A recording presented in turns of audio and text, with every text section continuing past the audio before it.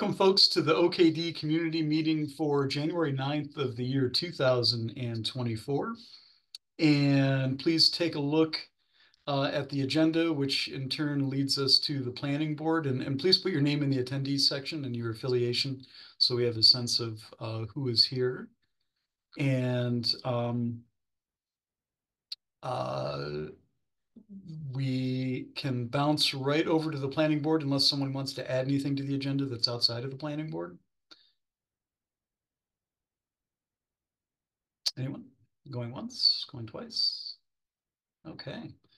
All right, let's jump over to the planning board and take a look at what we have here. So item 39, looking at Fedora messaging, and looks like we have an item from October, but no update to that yet. I did see him bouncing around on various other Red Hat and Fedora things. So I don't think was he at our last meeting or not? I don't remember. But we'll get an update from him. I'm sure he'll show up at the next meeting or so. Investigate Tecton and cluster logging. Haven't had a chance to look at the operators yet. Obviously, the holidays sort of distracted me a little bit. And then build and deploy. Obviously, haven't done that yet either. Any questions on any of those? Basically, I mean, we're sort of getting back into the swing of things here. Just sort of recapturing the momentum that we had before the break. Create Tecton and OKD documentation. I haven't. Sorry, I raised my hand, but maybe you didn't see it. Go ahead. I had a question about card number. What was that? The build and deploy cluster logging operator one. Yeah. What was the what? I guess what was the? Is that just basically following the default logging operator, or was there something? Yeah. So the goal is to start out with like a basic operator that we can just go through the motions on, because it's the one that people ask for the most, right? And it's the one that seems to have the closest connection in terms of Red Hat ecosystem and what we could deploy on OKD by default. So it seems like a good place to start, just to get some experience in building that. Okay, so this is like the default monitoring stack that is there, and then you can turn it on to enable like user workload monitoring and stuff like that. Okay. Yeah, because they actually I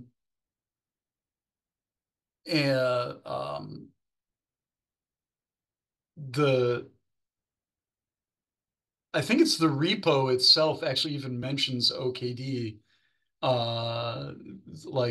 Building this on OKD, like the README actually says that for that. So I mean, that's a good one to start on. So logging and monitoring are the two big ones. And as we see from Zed's comment, Zed and Owen have both been doing work on the operator pipelines and catalogs over the holidays. So why don't we jump right into that, actually, because that segues, I think, into our operator discussion. So Zed, take it away.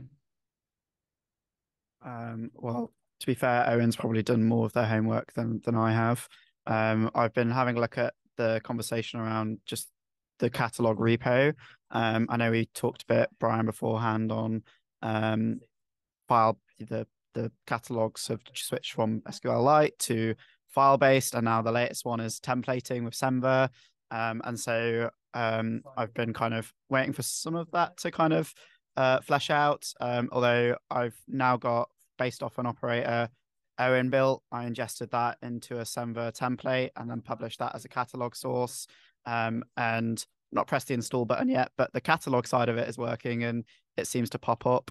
And then I know Owen's been looking at the actual Tecton pipelines to build the operators themselves, but I'll let them talk about it after I've finished. And then I think the bit which I'm kind of looking at now is just once an operator, I think it's good that we have a separate repo for the operator catalog, and then it's just kind of once a operator pipeline is triggered. So say the pipeline for building the GitOps operator, which I think is the test one we've been using, how that once the bundle's done, how that PR comes into the catalog and approves. And I've got a few ideas on that.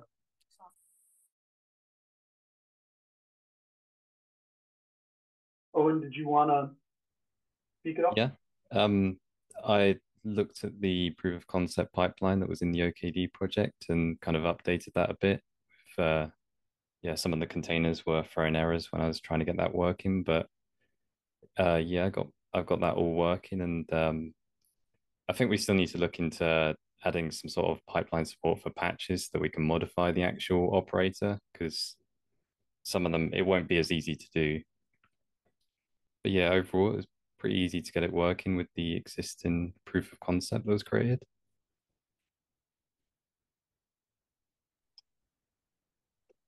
Yeah, I mean, I've done some experimentation too, and have some thoughts around how we could organize this, because I think for some operators we have to go and build the operand containers as well. So the operator is going to go and install an application or a service.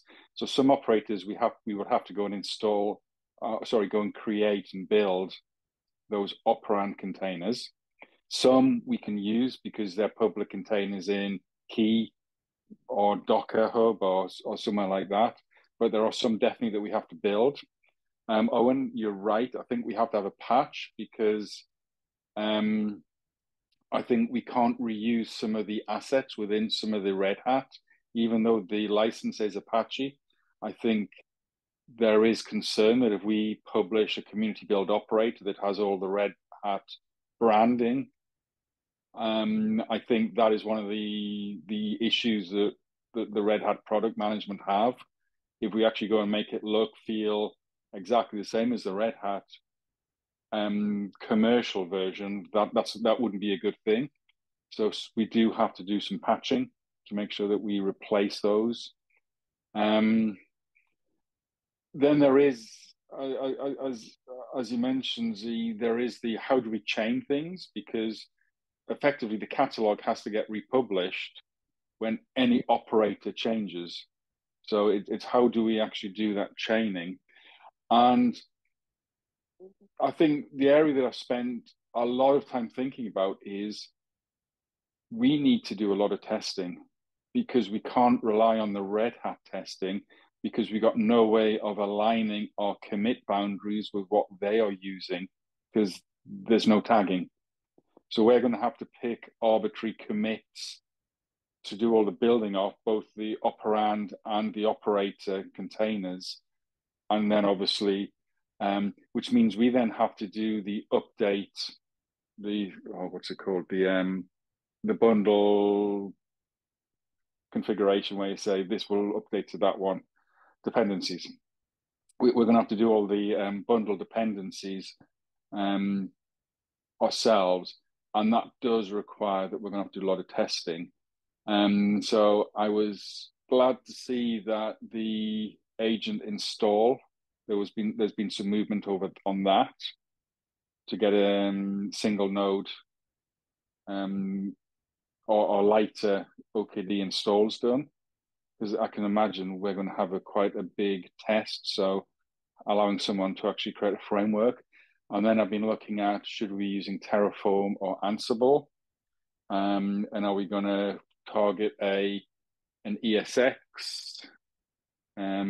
or different types of hypervisor infrastructure? But whatever we do, I don't think we can go ahead without some automated test capability. And that is, to me, that is the biggest blocker at the minute. I think, Owen, I think we agree. We understand basically what we have to do to get this to work. I think for each operator, there's going to be an amount of work to do to say what has to be patched. Yeah. What are the commands there? Most of them have a make file. So there is some form of standardization across, especially the later operators. Some of the early ones are a little less easy. If you go to something like Nubar, they have some cranky tool that they'll try to get you to use to do the installs and things. So it's less of an ops type operation. But to me, the testing is the big thing, because I'm aware that some people will use these in a production-like environment, even though we say we have no liability for. They have to stand up and they have to be robust. Otherwise, there's no point in doing them.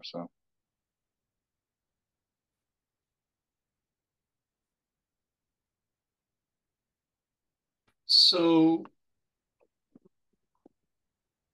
what then is, what are the next steps? Can we do and write tests ourselves, or do we need to do a community outreach to get more people to do that? Do we really have the scope right now to start writing tests ourselves? So the way I'm thinking it is, we're not going to be writing the operators. So we're looking at just building. So a minimal test is that we can write a subscription and get an operator to deploy, and then we can do the update. And then we do need some tests of functionality. Some operators do have a test folder, and I think it's going to be case by case. Can we reuse those test folders, or are we going to have to go and generate? But I don't think we should underestimate the amount of work. Because then it's how often are containers updated, and if you just think of things like the universal base image containers are updated every 6 weeks, unless there is a critical fix, in which case it's more frequent. How often do operators get updated? I've never really checked. But you'd think, as the operator contains the base image, that they should be done at least once a quarter, I would hope, if not more frequently. But I've not really checked that, but I think we have to have a mechanism where there's a reasonable update frequency for things coming through. I think we've established that that we'll kind of only be supporting at least one version line, which kind of simplifies the requirements on that. I mean, looking into some of the models for the catalog sources, the Semver support maintaining if there was like a major upgrade. So if there's like a V1 to V2, the way that you can support both for a bit, and that's actually not too complicated. I think the automated testing, I think, is a bit of a kettle of fish, as you say, and that actually that requires quite a lot of cluster resource and quite a lot of scripting, and kind of, it's probably relatively quick for us all to manually check it and like, oh, can I create the CR? Actually putting a test framework around that and reporting it into a CI system is more involved. To the point where like it may be that just to get it off the ground, we look at manual validation, just so that we can get at least a few operators running. I don't know what people's thoughts would be on that, but yeah. My thought on that is, if people are going to hang around and there's a team going to commit to do that, we can do that. But if someone's going to like throw an operator over the fence and then run off, there is a certain amount of work, and the more we can automate, the less that overhead's going to be for the catalog. So that's my concern there, that if we have an enthusiastic group that's going to hang around for a few years, then yeah, we can actually do this over time and gradually introduce the testing.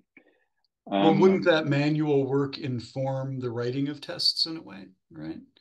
So so even if we do have the enthusiastic group only for a year or whatever, at least that gets us started so that we can start thinking about, oh yeah, this is something we need to test. Oh yeah, this is. Yeah.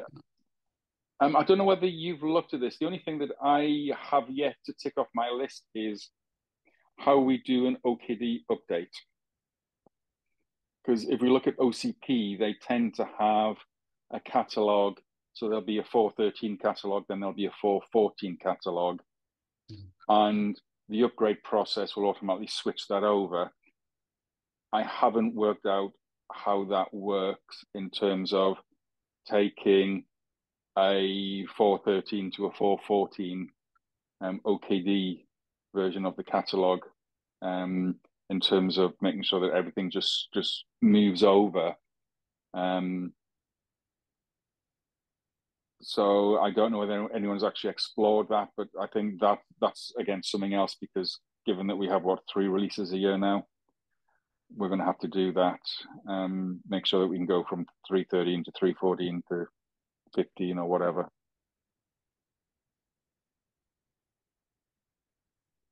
Miko.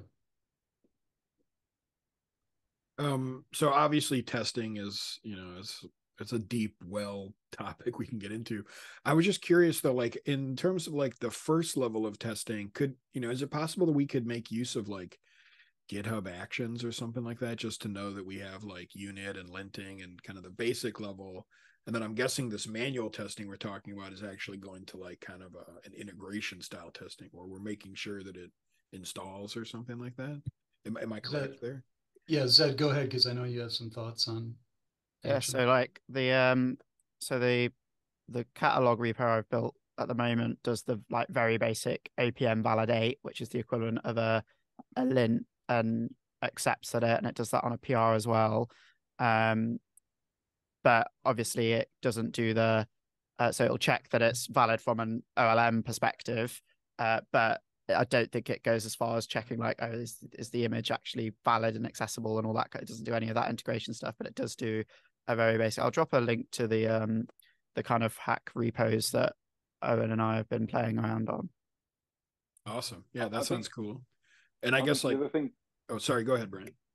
Yeah. So I was going to say the other thing just to be aware of, when you uninstall an operator, it doesn't clean up properly. A lot of the operators don't clean up properly. They leave the CRDs in there and things like that. So again, so I think this is why I was looking at things like the agent installer, because at some point we're going to have to do this on a clean cluster as part of our testing. We can't just keep going deploy it, undeploy it, deploy it, undeploy it, because that's not a valid scenario unless you're going to manually go through and check that every single thing that the operator goes has actually gone away properly. I've noticed quite a lot of the operators do not do the correct cleanup, and they leave stuff all over the place, to the point that if an operator installs something, you can uninstall the operator and it leaves the thing there. It doesn't go and delete the things that it went and installed. So I think that's just something as well that we've got to be aware of as we do our manual testing. And again, when you add all these things up, it increases the weight of why we need automated testing, because the amount of hassle just to do a manual test, if you're going to have to do 1 or 2 cluster recreating steps manually, it gets quite tedious. Okay, so it sounds like that there is a certain amount of testing we can do just using GitHub Actions to make sure, like, are these things, they're not going to blow up when you try to bring the package in or whatever. But then the second level of testing, and this, I mean, you're so right, Brian. There's like so many levels we could go to here. I think like as a first level, if we get to the point where we have like an OKD cluster created, and then we can run like a battery of tests against that, we could just make sure like, okay, does each one of these install cleanly and does it uninstall cleanly? And it's like, okay, functionality wise, that's going to be on the project to make sure that it actually works or whatever. But does it just work with OpenShift? That sounds like a really great target for us to get to, but there's going to be a lot of moving pieces just to get to that target, right? And I think the other mandatory test is, does it upgrade from the previous? So I think those two are the, can you do a clean sort of greenfield site install and uninstall? But then I think the other mandatory thing is, if you have the previous version, I'm introducing a next version, does it upgrade correctly? Even if we just go back one level, so there is a way forward. Because I think what we can't do is we can't strand anybody with a broken version that can't be fixed. I think that's the area that the community will get very hacked off if we sort of take them places where they're stuck.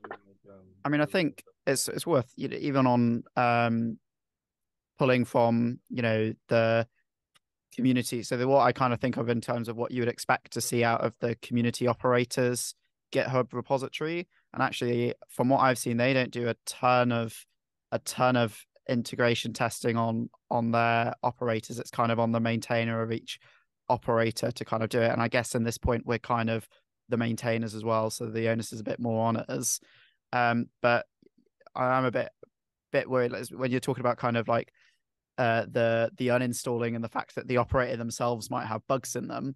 I don't think it's then on us, because if the bug's shipping on OpenShift, then it's probably fine to ship out in the community on ours. And so, you know, stuff with like upgrades, you know, operators, I've had operators break on upgrades when they shouldn't have broken.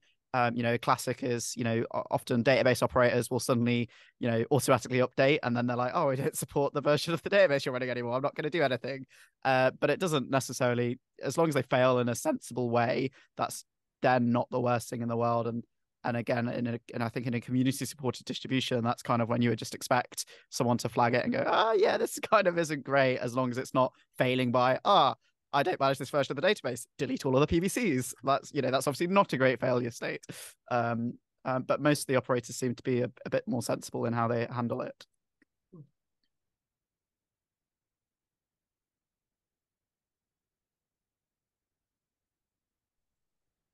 Yeah, Bruce, go ahead. Yeah, no, I just want to mention that I have had some operator difficulties that basically took down my entire system when I tried to upgrade it. So that's probably not something that we want to inflict on the unsuspecting community anyway. In that particular, I don't know, I think it was the Tecton one, but I had a couple of operators at the moment, and so I'm not sure absolutely which one it was, but certainly Tecton did leave a lot of stuff behind, including in etcd, that seemed to be conflicting with the upgrade. So I had to sort of go in manually with you know, etcd CTL or whatever it is and clean all that up. And in the end, once I figured out what I was doing, it was not that big a deal, but it's you know, quite annoying. Yeah, I had a similar experience with the Tecton operator early on, where something just kept spinning when I tried to uninstall, and it did like grind my cluster down. So I know exactly what you're talking about. Elmika. Yeah, I mean, I think what we're talking about in terms of the upgrade testing, yeah, like, you know, Zed's wisdom here definitely makes sense to me. And yeah, like we could very easily get into a situation where we're just chasing these kind of bugs that are existing in other projects that are not OKD, and then we spend all of our time there. And I totally, I mean, you know me, like I'm all about like if we can get the community more involved in reporting bugs and fixing bugs, that's totally awesome. But I think aspirationally, this also opens up room for new projects in the OKD space, right? Because as we get into these areas where it's like, well, you know, a problem we've identified is not all operators clean themselves up, you know, nicely, right? And so maybe there's a chance for some, you know, OKD tooling that might help people to kind of clean your cluster up back to where, you know, some state that you want it to be at, right? Like it identifies CRDs that aren't in use or something like that. So I think aspirationally, one way to look at this is if we can get the base level of testing where we just know things are working, and we start to look at these more complicated questions, it might actually open up new possibilities in the community in terms of like, what are the best practices that we say to operate OKD, right? Because we recognize OpenShift has some warts, right? And our community is not paying for support. Our community is supporting itself, you know? And so, you know, we might need to say things like exactly like what Bruce was just saying, like, hey, look, if you install Tecton and then try to upgrade it, you should be aware that like all these things are going to happen or whatever, right? And so this to me seems like a great place where our community can come back in and help provide guidance and wisdom and just share this kind of stuff. So I tend to look at this, although I know the testing part's a big deal, like I think there's an aspirational part of this too that's really cool. Yeah, and again, I just want to sort of bring back that we're not necessarily releasing what OCP have released because we don't know their commits. So we may have picked up some functionality that hasn't been fully fleshed out. So I just think we have an extra sort of unknown that we're not necessarily testing what has been released as a good to go version for OCP because we don't know what those commit boundaries are. So, but yeah, I mean, I think at some point we have to just stop procrastinating and just go create something and then work out how to improve it over time. So I'm at that point. I think we've identified some issues like the testing, the standing up clusters that we have to solve reasonably quickly. Upgrading cluster versions is the one area I don't know, but then after that, I think we should just go and create a project and start working on it and let it grow. And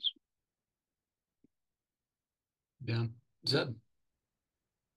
Yeah, I mean, I guess on kind of what that looks a bit more like in reality, Brian, I think you had a really good suggestion last time, which was to not bake in the catalog source by default in OKD for a while. So have it so someone actually has to kind of add the catalog source themselves, because in order to do that, hopefully they will at least vaguely understand what an operator is and the fact that it's just a piece of software which will randomly move Kubernetes resources around depending on what you give it. And so their debugging will hopefully be slightly better. I think the one thing which I could do a bit of, because I'm quite happy to put time in on the catalog, and like I said, we've kind of built a very hacky catalog at the moment. I called them OKD orators, which I thought was a great pun, but I'm happy to move away from it.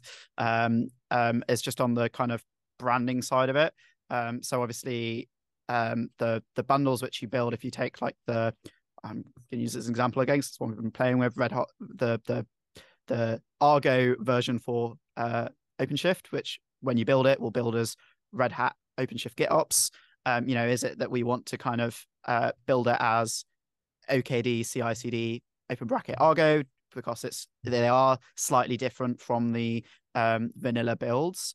And I think one of the great things from like when we're talking about when this is slightly more stable and we're happy to release it is that new Kubernetes admins will suffer from immense kind of choice fatigue. It's like which GitOps, which CI/CD platform do you use, which logging system do you use? And actually, if someone, I think one of the benefits we'd be able to bring to the community is they'll go, oh well, the OKD way of doing it is to use Argo for GitOps. It's to use Loki Stack for logging. It's to use Tecton for your CI and CD pipelines. And so I think it makes sense to kind of brand that under an integrated kind of OKD or OKD orators. I'm going to plug it again just in case it sticks, or something like that.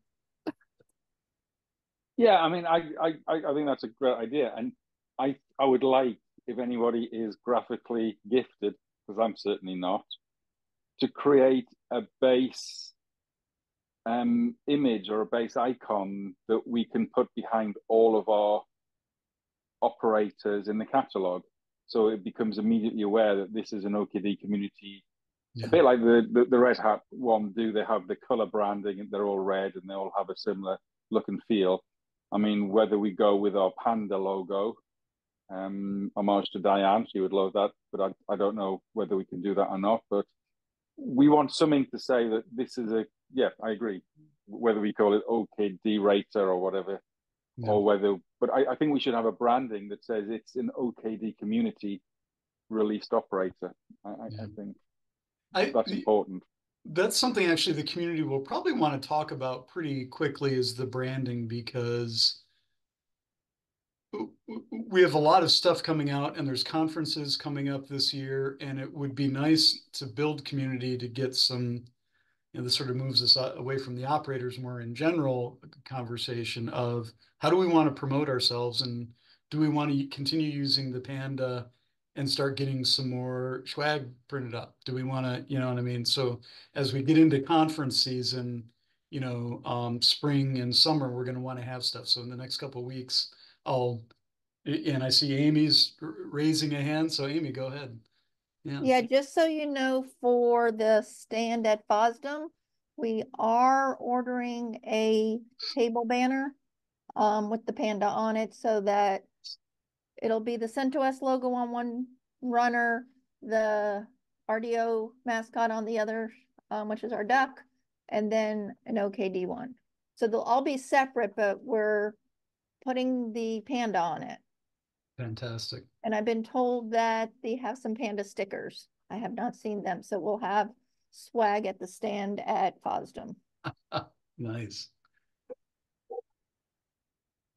Thanks, Amy.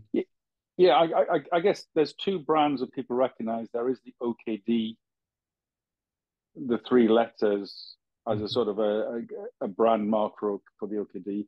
But then I think the panda is the sort of the logo. I think you get, so if you're, and we're going to veer off a little bit, I think, but if you're looking at something that's repetitive, you probably want the logo and not the text, right? So if you're looking at a list of operators, you don't want to see, I don't think people would want to see OKD, OKD, OKD. The panda is a little less, it takes less to recognize and process. And you want a panda editing YAML for the GitOps. You want a panda with, you know, doing some plumbing for pipelines. You want a panda. Yeah. I mean, you can see from my wall, I can probably find, get some very cheesy art done with pandas and pandas doing various things related to Kubernetes. I think that'd be quite a funny theme. So let me direct things into some housekeeping for the operators project. So Zed, I just added you to the project, added you to the overall OKD projects repo, and then added you to the specific operators project. Thank you, Michael. See ya. Owen, if you're listening, can you drop your GitHub username into the chat so that I can add you as well? And then feel free to start adding stuff to the cards, and everyone else, I think, has access already. Brian, I think you've got access already to the operators project. And is there anyone else that needs access that doesn't have it? I think everyone here does, but just checking to be able to start adding cards, modifying cards. Anyone? Okay. Spots or spots. Okay. Yeah, I remember this conversation before. There's like two, right? Okay. Yeah. If you need two-factor auth, it's on the one with two Z's. Okay. We're not doing two-factor now, so we'll do the 1Z. Okay, and awesome. Thanks, Owen. All right, so I will add you two folks. Is there anything else that we need to talk about today? Or do we have sort of our plan moving forward to sort of Owen and Zed put the details of your stuff into some cards in the project so that we can follow along? And Brian, it sounds like you know where you're going next step. Well, what I was going to say, is it worth actually having a working session, because we're not really collaborating, either whether it's in this meeting in 2 weeks' time or whether we set up a separate one, just to actually go and sketch out the design of the workflow of how we're going to add a project. Because in my view, there's a config file that we add to a Git repo, which sort of pulls all of the other stuff together. So it says what you need to build, whether you need to build the operand containers or just the actual operator container. So we're not going to actually copy or sort of fork the operator projects from the OpenShift repos. We're just going to create a YAML file which references them. We'll have some build instructions in them. We'll have some patch instructions in them. We'll have an assets directory linked to that where the logos and things. So that's my thought of how we're going to organize these. But we've not talked about that. So I think having some sort of planning session where we actually Brian, it sounds like we're in the same time zone. I don't mind. I mean, if anyone else wants to join, but I guess Owen and I have been hacking around in it quite a bit over the holidays, and it'll be good for us to. You've probably got slightly more wisdom, so yeah. But it's, I mean, it's, should we go and do this by ourselves, or do we want to do it as part of this community call, or do we want to separate it from this community call and sort of spin it off as a separate project? My suggestion would be that we spin it off as a separate project, because there's other things that we do need to discuss in terms of, I need to finish up writing out the calendar, the annual calendar that we want to follow. We want to get the new survey out, et cetera, to sort of, because 14 is starting to drop and show up. It hasn't shown up for my clusters yet, but it's starting to show up for other people's clusters. So the rollout, rollouts usually take about 2.5 months or so for the version. So 14's, I think, been out for what, month and a half or something. So we probably got another month. That it would be good to have the survey, next version of the survey ready, and have our calendar done, and do a push for 14 hitting everybody, and then prepping to see if we can get more volunteers on board as 15 starts to ramp up, right? Okay, I've got a question for the survey. Maybe you need to put it on the board. I've noticed that Proxmox has now become the de facto home labber environment. If you look everywhere, Proxmox is the solution for running VMs. Yeah. Do we need to try and create a community project to get Proxmox as an IPI target? Because also with Broadcom, VMware is looking less long-term stable. I don't know whether that's true or not, but obviously there has been move around Broadcom, acquisition of VMware, massive layoffs, big change to their seller community. There's a lot of partners being sort of kicked off the list and things. So that was one thought. So again, going into the survey, is there any sort of, what do people use? Not probably such a big thing for industry, but certainly for home labbers, and sure, I think Proxmox could be a big topic. Does anyone remember who our Proxmox, someone was a big evangelist of Proxmox in the OKD community, but they seem to have dropped off, and I don't remember who it was. There was someone that was actually talking about that they were doing some work with it and OKD. I can't remember who it was. Let me look back in my notes, but if we could find that person, that would be good. But yeah, I agree. Is that sorry, Miko, go ahead. Yeah, I just wanted to comment on the notion of adding more targets to the IPI installation methodology. That's probably like getting it added upstream to it upstream to the OCP code is probably going to be a no-go, because it's just, the complexity involved in that and the support that's involved with that is ginormous. We could theoretically carry it as a downstream thing, but again, carrying it downstream is going to be just crazy complicated. So probably if we find that Proxmox is the kind of thing that people want, what I would probably start orienting towards is OpenShift is currently going through some structural shifts to move from machine API to cluster API. Proxmox does have a cluster API project that looks like is very actively maintained. So there will be a point in the future where cluster API providers will be more easily integrated into OpenShift, right? And we've actually, in 4.14, we released a new platform type called Platform External, right? Now this Platform External leaves the infrastructure creation up to the user, but it's providing hooks where for example, on Proxmox, if you had a cloud controller manager that you wanted to inject into your cluster, you could use the Platform External methodology. And there's a way to set the configuration up to say, hey, I am going to use my own cloud controller manager. And then during installation, you install that as well. My intention here, and I think this is going to happen, is that in the future, when we've switched to cluster API, there will be a way for platform external users to also specify like a cluster API provider that they would like to plug in. And then during installation, and this is going to be the really big thing, during installation, there's going to be this portion where cluster API will start to be used more and more for the installation parts of OpenShift, right? So you can use that declarative API to define like what you want your cluster to look like.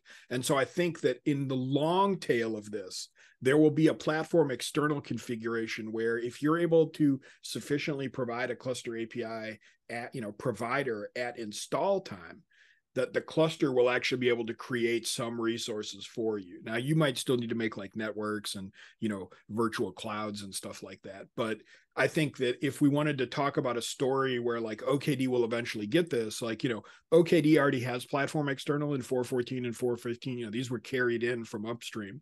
So as we add more features in the upstream to be able to include these things, other platforms like Proxmox and anyone who has cluster API will be able to start participating through the platform external so that they can have these like you could have kind of like full-fledged machine management support and infrastructure support on a infrastructure that is not necessarily specifically supported by Red Hat. So like I would think that this would be like the way to start talking about Proxmox.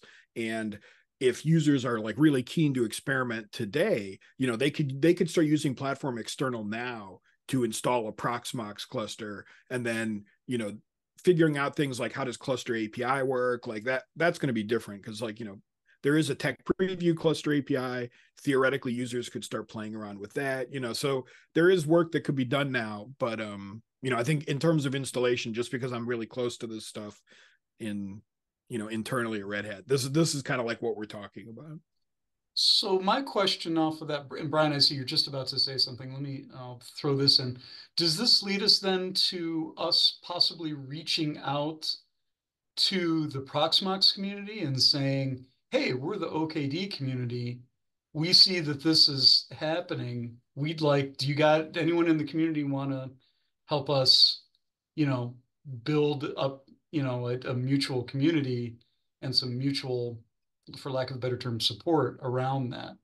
Does this seem like a good opportunity to start reaching out? If there's community interest, if there's community excitement around it, yeah, sure. Like, I think this is the whole point of kind of getting to things like platform external, is that we modularize these like cluster API has been a great project to really modularize a lot of these things, right? And so as we're solving some of the problems with integrating OpenShift and cluster API, yeah, when we get there, which is probably you'll start to see this stuff in like, I don't want to say like release dates or whatever, but within the next year or two, we're going to start to see this stuff coming into OpenShift. Then yeah, we'll start to have an idea of like, yeah, the Proxmox community might be able to make a very small tweak or might be able to take some small patches from us, and then we can consume images directly from them, or we can consume release artifacts from them and have a way to install that directly into an OpenShift cluster. So to your point, Jamie, yeah, I think it's absolutely worthwhile to reach out to them and find out who these people are who want to use Proxmox, how much they want to get involved, those kind of things. Brian, go ahead. Yeah, I was going to say, I mean, one of my interests in this is, as I was looking at that auto cluster deploy, I've just upgraded all my home network to Proxmox. So there is a sort of a home requirement there as well. But it is that as we create a test framework, especially within the community, I don't think we can assume that everyone's going to have an ESX cluster, vSphere cluster. So it's thinking about how do we do this to make whatever we do around the test framework as generic as possible. And obviously for home users, I mean, from what I see, Proxmox and Rancher are the two Kubernetes go-tos for the home lab community. Yeah. It'd be nice if OKD was in there. Yeah. Leroy, do you want to chip in? You posted something in as a chat comment, but feel free to talk to the group. Oh, I was just going to mention that the organization I work for has started working on a Proxmox, a cluster API provider for Proxmox. We needed to build some kube clusters on some Proxmox infrastructure, and we couldn't find a solution, a cluster API solution for it. So some team in our org set out to write one, and it's on GitHub. I think it's open source licensed, so you can have a play with it if you want. It's still vanilla Kubernetes. It's not OKD yet, but it's on my list of things to do to try and figure out if we could build OKD on top of Proxmox using the cluster API provider. So Leroy, you're volunteering? Is that what I'm hearing?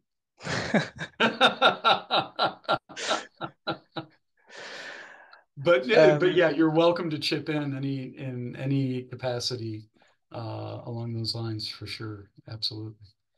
No, I'm super excited about platform external because we currently run OKD clusters on a bit of a bespoke hypervisor, and we've had to do loads of workarounds to get integration with OKD working, including writing our own machine API providers and all sorts. So I'm hoping that this move to cluster API and external platforms will make a lot of that kind of glue code that we've had to write go away. I mean, Leroy, everything you're talking about is really exciting to me because our team works on machine API. So like we're always curious to hear about advanced, kind of power users like yourself who are out there, pushing the boundaries of machine API and everything. So like I think it's totally cool to hear this. And yeah, like our goal with platform external and the cluster API pieces is that eventually you'll be able to take your cluster API provider that you're using, with like just vanilla kube and attach it to our stuff. The infrastructure machine templates you create will all point to like, OpenShift or OKD artifacts. And it'll be no different. So like, I think there probably later on this year, like there'll be some cool news about how we're kind of bringing these things together. And then like how platform external works in this too. And that'll be really cool. Cause then you're right. You'll be able to get rid of a lot of the glue code you've written, bring your provider, bring your CCMs, whatever you have, and just deploy it, using automation basically. So very cool of you to share that stuff. Awesome. Zed, go ahead. Yeah, I mean, I think it's interesting. I know when we first looked at OKD a couple years ago, I mean, we only really deploy on bare metal, and so that which comes with its own challenges. But we wrote some kind of, I think they were more probably not quite a machine API implementation, but kind of hacky scripts to kind of get it to work with us and like ease that kind of repetitive redeployment as we were learning how not to totally break it.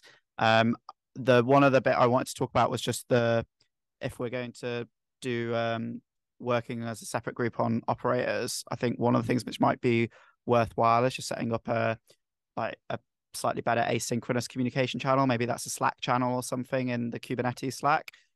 I know there used to be an OpenShift dev and that got archived at some point, but maybe it's worth having an OKD dev channel where kind of on the Kubernetes Slack where we can kind of share progress on the operators and other bits and bobs, because otherwise these I don't think these meetings are great forums to have in-depth technical discussions. But Slack chains at 2 a.m. are always good fun. So do something like that. I guess my question would be do we want to use the Matrix channel?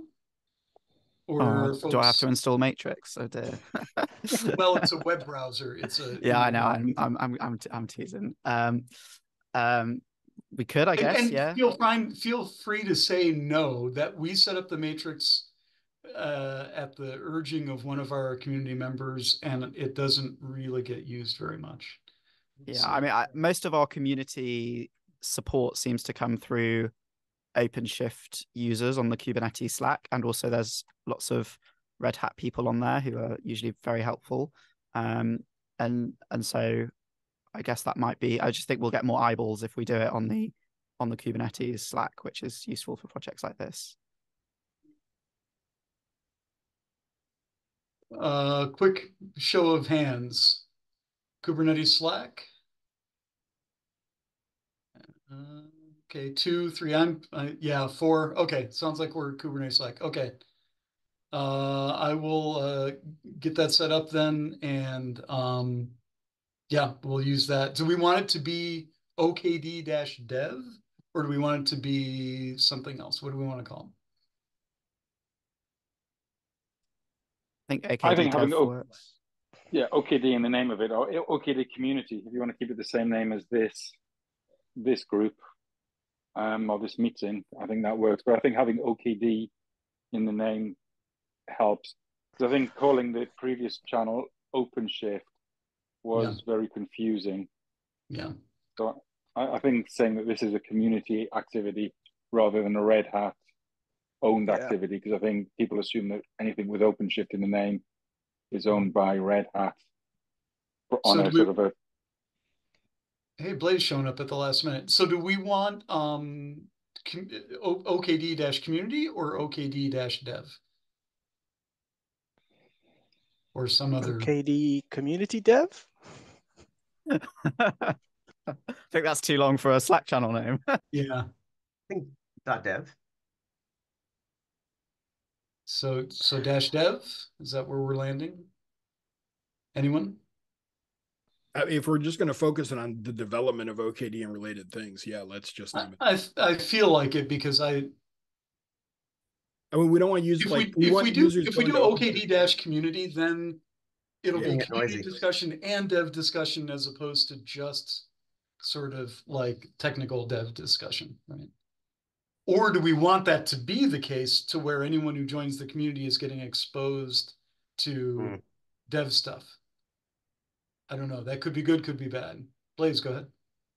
So as a relative newcomer and sort of somewhat tasked with trying to like chart the path towards contributorship, my experience, my observation is that there are a lot of OKD users who have little to no interest in actually like developing OKD. Okay. So I think the sooner we make a distinction between, people in the driver's seat versus people doing the oil changes, the better. Okay. All right. So OKD-oil changers. Okay. I like it. All right. So OKD-dev. I think you just fill out a form to request that. It's all GitOps, I think, for the Kubernetes Slack. There's a repo you have to do a PR on if you want the channel to magically appear. Okay, I will do that then. I can send you a link. Yeah, if you could, that'd be great. Okay. Is there anything else we need to cover in the next 3 minutes before we break? I am really sorry I'm late. I was looking forward to this meeting and somehow or other my reminder didn't go off in time. That's all right. Oh, that actually brings up another thing I was going to do. So one thing that the Fedora CoreOS community does is they actually have notifications sent out. And yeah, they do. Add your name to a repo and then it will send you a notice. Do we want to do anything like that, or are folks comfortable with they know that the meeting is happening? I don't know if it's an internal Red Hat thing or not, but there's already a notification that comes out under Christian's name. Oh, the email the day before. Yeah, right. Yeah, that's from the Fedora calendar. Yeah. Can we? I mean, yeah. I mean, I've just got the Fedora calendar, and I've just set a reminder on for that, so I get a meeting notice from my calendar. Yeah, that's the email that gets sent the day before. Do we want something that's more timely or no? Ooh, timely would be nice. I tend to get swallowed up with the now. Stuff. Yeah. Well, let's think about it. That's my problem. We don't have to make a decision right now, but yeah, let's definitely think about it. All right. I will talk to everyone next week who's coming to the OKD working group meeting, the more technical OKD working group meeting. Luigi couldn't make this one. He will be at the one next week. And then this group meets again in 2 weeks. Thanks so much for your time, folks. See you. Thanks all. Cheers. Thanks, Jamie. Take care.